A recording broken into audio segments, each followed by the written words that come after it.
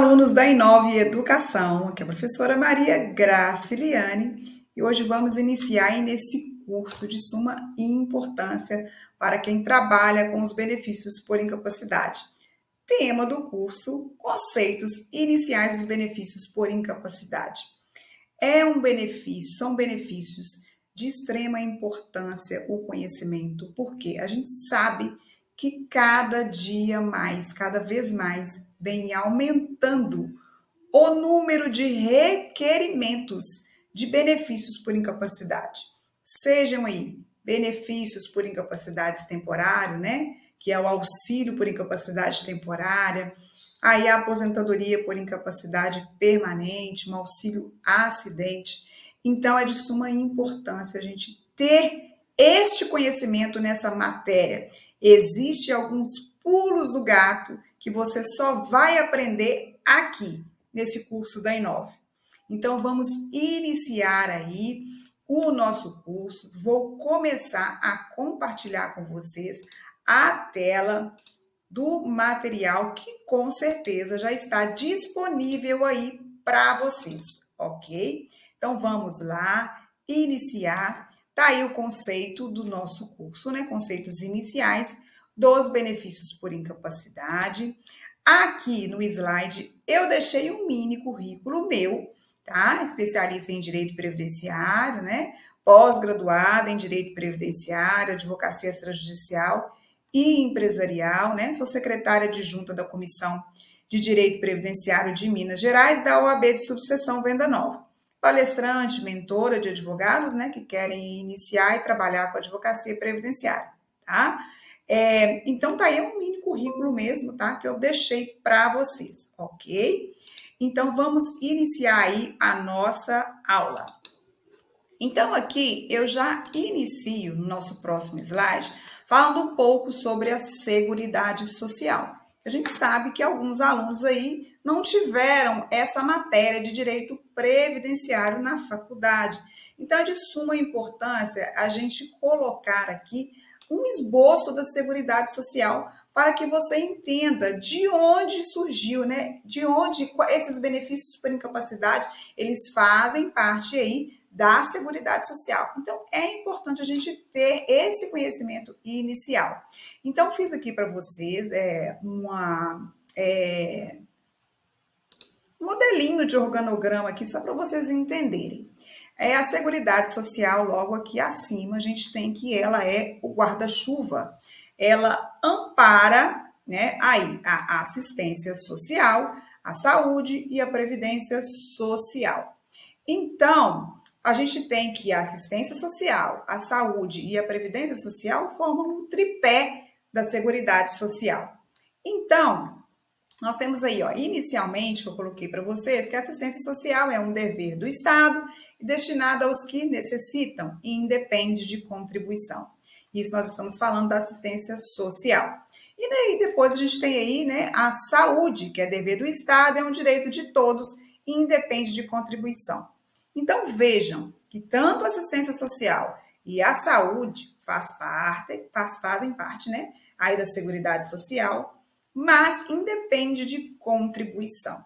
Agora, nós vamos falar dos benefícios que dependem de contribuição, que aí é que se insere os benefícios por incapacidade. Nós temos aí a Previdência Social. Vejam bem, tem caráter contributivo e é destinado aos segurados que contribuem. E aí, eu coloquei uma setinha para baixo aqui para vocês entenderem. Os benefícios por incapacidade estão entre os benefícios da Previdência Social. Então, para se ter acesso, direito aos benefícios por incapacidade, necessariamente exige-se aí uma prévia contribuição, ok? Então, se uma pessoa adentra ao seu escritório ou te faz algum tipo de pergunta, nunca contribuí para o INSS, tenho direito a algum tipo de benefício, você já sabe que benefícios por incapacidade, aquela pessoa não vai ter direito, porque não houve prévia contribuição, ok? Então, a gente tem aí que esses benefícios por incapacidade, primeiro, a gente precisa saber se aquela pessoa já realizou aí contribuições para o INSS. E aí a gente segue aí, ó, o nosso próximo slide e você vai verificar. Houve aí, né, a prévia contribuição, você vai analisar e nós vamos chegar aí para concluir se essa pessoa tem ou não direito. Então vamos lá. Os benefícios aí no próximo slide está falando que os benefícios por incapacidade têm por objetivo o quê? Garantir uma fonte de renda aos segurados do INSS que comprove estar incapacitados para o trabalho em decorrência de doença ou acidente. É devido ainda em caso de redução da capacidade laborativa. Tá? A comprovação da incapacidade é realizada por perícia médica. Então, aqui é só um esboçozinho, né? Só um linkzinho que eu coloquei para vocês terem ideia, um resumo, na verdade, né? Que eu coloquei para vocês terem ideia do que é os benefícios por incapacidade. Qual é o principal objetivo? É dar uma renda àquele segurado enquanto ele está impedido de trabalhar. Então, se aquela pessoa, ela sai ali do mercado de trabalho, né, de uma forma permanente ou temporária, ela precisa estar o quê? Amparada. Então, é para isso que servem os benefícios por incapacidade. É proporcionar uma renda para aquela pessoa enquanto ela está impedida de trabalhar, ok? Em resumo, é isso. E aí a gente segue para o nosso próximo slide. Aí nós temos, seguindo sobre os benefícios por incapacidade, a hierarquia dos atestados médicos. Eu queria pontuar isso aqui para vocês, por quê? Porque são tipos de perguntas que a gente recebe todos os dias. Vocês aí que não trabalham ou que certamente trabalham com os benefícios por incapacidade já ouviram perguntar, né? Ah, mas aí na perícia o perito só vai aceitar atestados do INSS? Não, do SUS, por exemplo? Não necessariamente, tá? Qual que é essa hierarquia que eu deixei para vocês? Ó, primeiro, atestado médico do INSS, do médico do INSS, atestado do médico do trabalho ou conveniado, atestado do médico do SUS e atestado do médico particular. Então, nós temos que o atestado do médico do INSS, ele tem prevalência? Tem prevalência em alguns casos, tá? Não quer dizer necessariamente que o atestado do médico assistente daquela pessoa, se for particular, não sirva. Para a questão de perícia médica, quando o segurado vai comparecer a uma perícia médica, qualquer atestado vai servir, seja do SUS, né, seja do médico do trabalho ou seja do médico assistente particular para a perícia médica. Agora, quando nós estamos falando de afastamento de direito daquela pessoa ter o acesso ao benefício e a continuidade daquele acesso, nós temos a prevalência. Isso acontece muito aí nos casos de limbo jurídico, que nós não vamos abordar aqui, tá? Mas em breve creio que nós teremos aí um curso dentro da Inova falando sobre o limbo jurídico, que daria aí horas e horas de aula, tá? Mas quando a pessoa, né, o segurado, faz aí uma perícia no INSS, quando o médico do INSS fala que aquela pessoa está capacitada, ou seja, não está incapacitada, não está impedida de trabalhar, ela retorna à empresa. Se o médico do trabalho falar que aquela pessoa não está apta e mandar voltar para a INSS, a pessoa está num limbo jurídico, previdenciário, trabalhista aí. Então, nós temos aí que observar essa hierarquia quando isso acontece, tá bom? Mas só deixei para vocês terem uma ideia. E aí, nós vamos aí para o nosso próximo slide, né? Falando aí as informações que são necessárias conter num atestado médico. Então, por que que hoje, né? Hoje não, sempre, né? E hoje continua. Muitos benefícios por incapacidade são indeferidos, negados pelo INSS. Por quê? Falta de informação. O perito, quando ele vai analisar uma incapacidade laborativa do segurado, ele não é um médico assistente, ele não faz tratamento para aquela pessoa, ele não conhece aquela pessoa, certo? É a primeira vez que ele vai ver aquela pessoa quando ela está ali para fazer a perícia. Então, ele não sabe qual é a doença dela, ele não sabe qual é o trabalho daquela pessoa, Ele não sabe qual que é a profissiografia, ou seja, quais as atividades que essa pessoa desempenha aí, né? Quais são as funções que essa pessoa exerce lá na empresa. Ele não sabe. Então, o que vai orientar este perito a chegar a uma conclusão de que aquela pessoa está ou não incapacitada? É justamente os documentos médicos que vai mostrar para aquele perito, olha, esta pessoa exerce esse tipo de função, né? E em razão desta doença, ele está incapacitado por isso, por isso e por isso. Então, o atestado médico é de suma importância. Ele tem que conter informações para orientar aquele perito chegar a uma conclusão, se aquela pessoa está ou não incapacitada. Então, não adianta aí, por exemplo, para uma perícia médica, vocês aí vão orientar os seus clientes nesse sentido. Não adianta ir para a perícia médica com atestados, com relatórios médicos incompletos. Não adianta ir para a perícia médica com documentação incompleta. Certamente o perito vai indeferir. A não ser que seja um caso assim muito visível, muito aparente, né? E aí a pessoa vai ter realmente direito àquele benefício. Mas, por exemplo, aqui a gente fala das doenças ortopédicas, né? Ou das doenças psiquiátricas, por exemplo, onde não é possível de primeiro o perito olhar e verificar que existe uma incapacidade. Então, a documentação médica é de suma importância. Então, aí, ó, eu coloquei para vocês quais essas informações que devem constar, né, nos relatórios médicos e atestados médicos. O tempo de afastamento, quanto tempo aquela pessoa vai precisar de ficar afastada, né? O diagnóstico com o CID, tá? Tem que ter esse diagnóstico com o CID. E tem que ter a assinatura do médico ou, né, aí do dentista, tá? Com aí o CRM, né? Ou o conselho aí desse profissional, tá bom? Tem que ter uma assinatura desse médico, tá bom? E eu coloquei para vocês aí embaixo, ó, em negrito, de preferência constar a atividade que o segurado exerce e suas limitações. Eu coloquei de preferência, mas eu digo que essa informação ela é obrigatória conter no atestado médico, tá?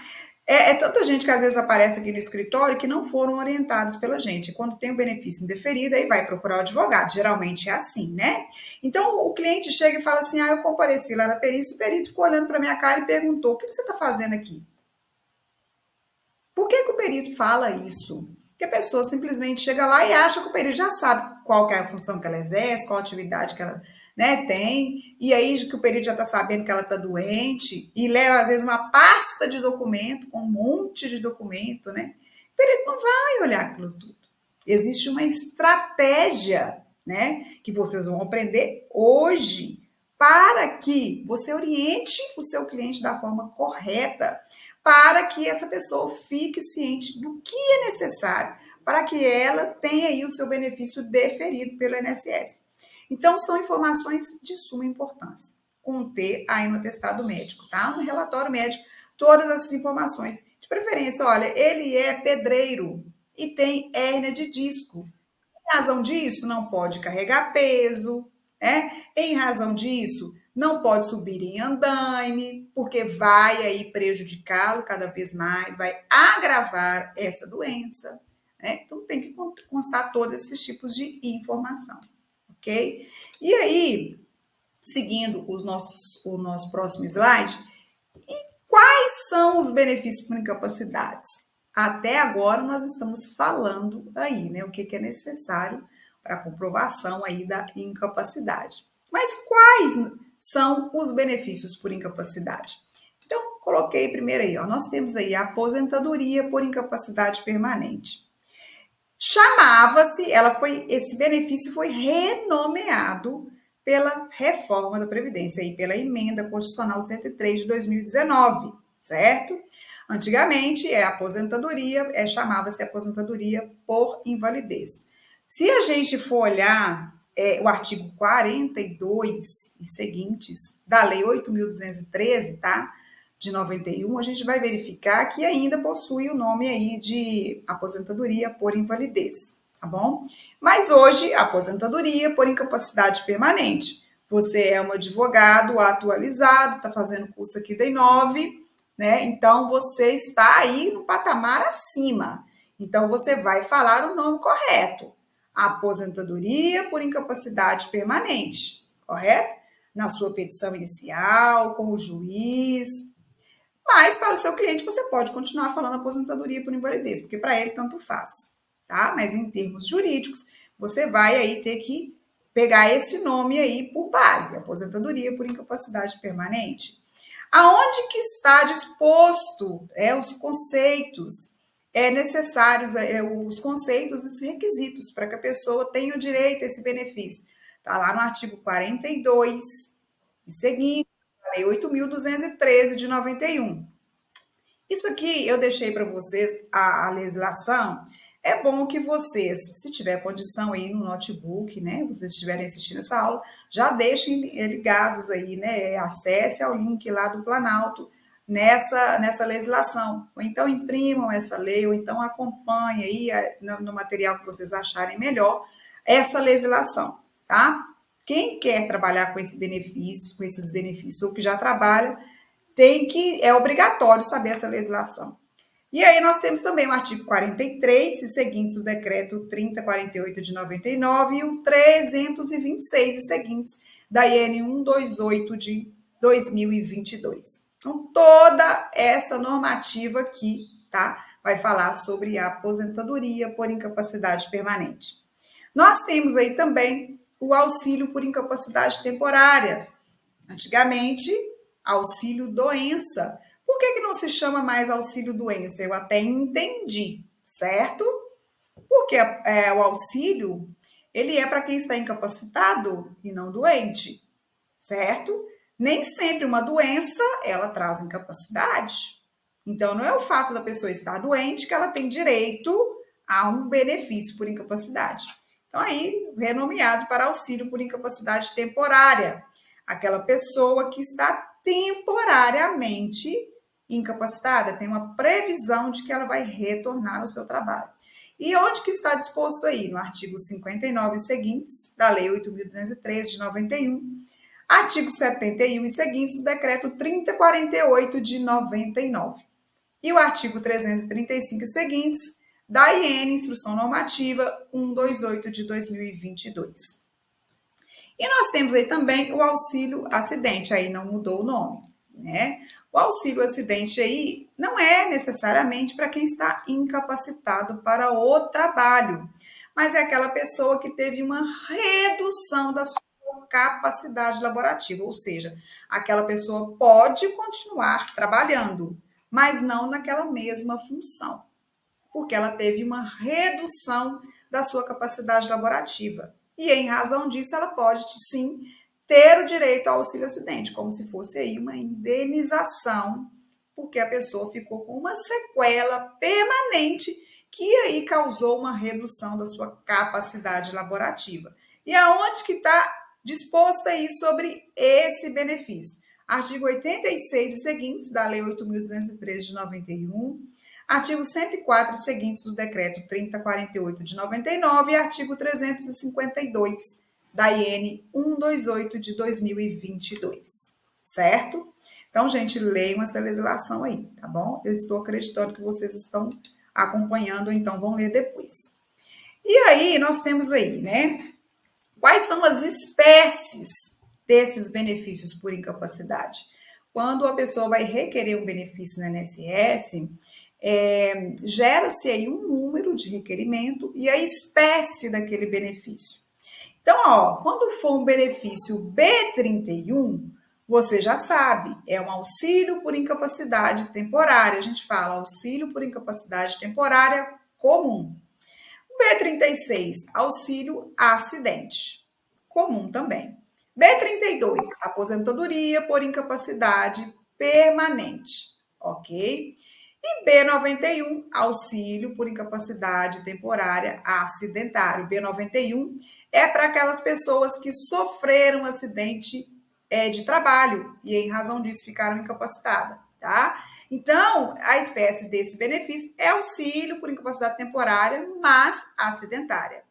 O B94, auxílio acidente acidentário, tá? E o B92, aposentadoria por incapacidade permanente de natureza acidentária. Então, vejam, nós temos os benefícios né, por incapacidade comum, e nós temos de natureza acidental. Eles diferem entre eles, porque existem algumas particularidades. Por exemplo, o valor do benefício não é o mesmo, né? Garantia aí do empregado a ter aí uma estabilidade, né, de emprego e salário. Então, devido a essas particularidades, muda aí a espécie do benefício, ok? Então, vamos seguir aqui para o nosso próximo slide. Deixa eu ver se eu não pulei nenhum. Acho que não pulei nenhum, então nós vamos lá. E quais são os requisitos necessários, né, para ter direito a esses benefícios? Primeiro, precisa-se de qualidade de segurado. Ou seja, aquela pessoa tem que ter contribuído para o INSS e está dentro do período, vamos dizer, de graça. Então, aquela pessoa não pode ter perdido qualidade de segurado. Lembra lá no início que eu falei para vocês? Exige-se prévia contribuição? Tem que ter prévia contribuição. E se parou de contribuir, tem que estar na qualidade de segurado. Depois é a carência. Vou explicar melhor para vocês nos próximos slides. E depois, claro, a incapacidade laborativa. Então, são esses 3 requisitos essenciais para se ter direito a este benefício. Tá ok? E aí, nós vamos aí falar primeiro da qualidade de segurado. Primeiro requisito, qualidade de segurado. Então, tá aí, no artigo 15 da Lei 8.213. Não sei se vocês viram aí, repararam, né? O tempo inteiro estou falando da Lei 8.213 de 91. Todo previdenciarista tem que saber dessa lei. Tem que ler constantemente, tá? A gente tem uma dinâmica no direito previdenciário, é uma dinâmica muito grande, né? Uma adrenalina muito grande, porque a legislação muda o tempo inteiro, mas essa legislação, né? Essa lei 8.213 de 91 é, assim, obrigatório todo advogado, né, de previdenciarista saber. Então, lá no artigo 15 dessa lei, nós temos o seguinte, olha lá, mantém a qualidade de segurado independente de contribuições, mas aí vocês pensam, exige-se prévia contribuição. Sem prévia contribuição, não adianta. Mas aquele segurado contribuiu, certo? Parou de contribuir para o INSS, parou. Ele mantém a qualidade de segurado independente de contribuição quando? Sem limite de prazo, quem está em gozo de benefício, exceto auxílio acidente. Tá? Isso aqui, gente, também daria uma aula aí de mais ou menos uns 40 minutos, uma hora. Mas eu coloquei que exceto auxílio acidente, porque até 2019 o auxílio acidente ele computava aí para a qualidade de segurado. Hoje não. Tá? Então, se a pessoa está recebendo auxílio acidente, ela não mantém qualidade de segurado. Não mantém qualidade de segurado, tá? Tem que contribuir. Mas se está recebendo algum outro tipo de benefício previdenciário, ela tem aí, né, essa qualidade de segurado até o limite de 12 meses. Tá? Até o limite de 12 meses, não, desculpa. Sem limite enquanto ela estiver recebendo benefício, tá? Então, se ela está recebendo aí um benefício por incapacidade, por exemplo, qualquer benefício previdenciário que essa pessoa estiver recebendo, enquanto ela estiver recebendo, pode estar recebendo há muitos anos, não importa, ela vai ter qualidade de segurado, tá? Garantido, não tem limite de prazo. E aí, no inciso segundo, né, tá aí, até 12 meses após a cessação das contribuições. Quem? O segurado que deixar de exercer atividade remunerada abrangida pela Previdência Social ou estiver suspenso ou licenciado sem remuneração. Então, aquela pessoa parou de contribuir, por exemplo, porque ficou desempregado. Cessou as contribuições dela ali. Ou era um autônomo, né, contribuinte individual e cessou as contribuições.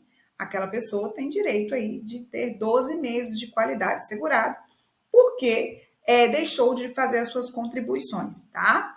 Mas, olha a qualidade do segurado aí, ó. A modalidade é o segurado que deixar de exercer atividade remunerada, tá? Abrangido aí pela Previdência Social. Ou também aquela pessoa, né, que às vezes está trabalhando e pega uma licença sem remuneração, né?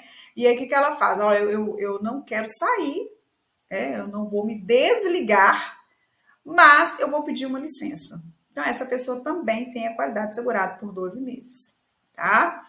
Até 12 meses, aí no inciso terceiro, tá? Até 12 meses após cessar a segregação.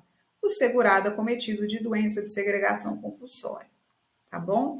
Vou dar um exemplo aí, porque existem algumas controvérsias contra isso, mas a gente pode colocar aí como a Covid, por exemplo, né? Várias pessoas ficaram aí de quarentena, sem poder trabalhar, sem poder sair de casa, sem poder sair do estado, sem poder sair do país onde estavam, devido à quarentena. Então, isso aí é uma segregação. A pessoa teve que ficar afastada dos demais indivíduos, né, das demais pessoas, em razão do contágio, né, do nível alto de contágio daquela doença. Então, esse tempo, né, que a pessoa ficou lá, após cessar essa segregação, ela tem ainda mais 12 meses, tá bom? Então, isso aí é o pulo do gato, para quem trabalha aí para quem está fazendo curso aqui da Inove. Procura saber, você teve Covid? Ficou de quarentena? Fiquei. Pode ser que ela tenha direito aí a uma extensão dessa qualidade segurada. A extensão na verdade, você vai analisar, na verdade, aí quando terminou essa segregação dela, essa quarentena aí, tá bom? Ou qualquer outro tipo de doença aí que venha até essa segregação. Então, até 12 meses, quando cessar, após a cessação. Cessou, mais 12 meses, ok?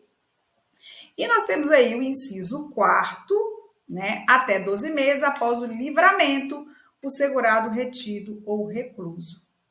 Mas aquela pessoa que foi retido ou recluso, ela tem que estar na qualidade segurada no momento da prisão.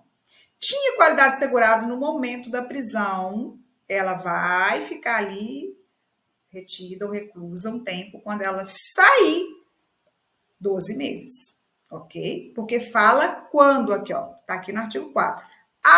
Após o livramento, tá? Mais 12 meses. O inciso 5º, 3 meses após o licenciamento, o segurado incorporado às Forças Armadas para prestar serviço militar, tá? Então, estava trabalhando e teve que servir aí às Forças Armadas, né? Então, quando, né, terminar esse licenciamento, mais 3 meses aí, tá bom? De qualidade segurada. E até 6 meses após a cessação das contribuições para quem é facultativo. Outro pulo do gato. Cessou as contribuições, você vai analisar no extrato de contribuição daquela pessoa, você tem que analisar o código de pagamento. Se for de segurado facultativo, são só 6 meses e não 12, porque aqui no artigo 2º vocês podem ver, após cessar as contribuições. E no artigo, no inciso 6º, vocês podem ver, após cessar as contribuições também. Mas após cessar as contribuições do segurado facultativo, é só 6 meses, tá? Então, tem que verificar aí essa diferença. Se for segurado, né, o segurado aí que deixar de exercer atividade remunerada, então é 12 meses. Mas se for facultativo, 6 meses. Existe essa particularidade aí, tá ok? Nós vamos aí para o nosso próximo slide. Vamos aqui. Existe aqui uma extensão, para só um minutinho, pessoal, que vamos passar aqui. Eu fui subir o material aqui e saímos aqui, peraí. Agora eu já estou lá embaixo. Então, seguindo para o nosso próximo slide aí, extensão da qualidade de segurado. Está lá no artigo 15 também, da Lei 8.213 de 91, tá? Olha lá, parágrafo 1º. O prazo do inciso 2 será prorrogado por até 24 meses se o segurado tiver pago mais de 120 contribuições mensais sem interrupção da qualidade segurada. Então, esse aqui é para aquele segurado que cessou as contribuições. Aquela pessoa que estava exercendo atividade remunerada, lembra que eu falei para vocês? Segurado que estava exercendo atividade remunerada e cessou as contribuições. Aquela pessoa pode ter prorrogado por mais 12 meses se ela tiver mais 120 contribuições, tá? Sem ter perdido a qualidade de segurado. E aí nós vamos seguir aqui falando sobre a extensão da qualidade de segurado no nosso próximo bloco. Aguardo vocês.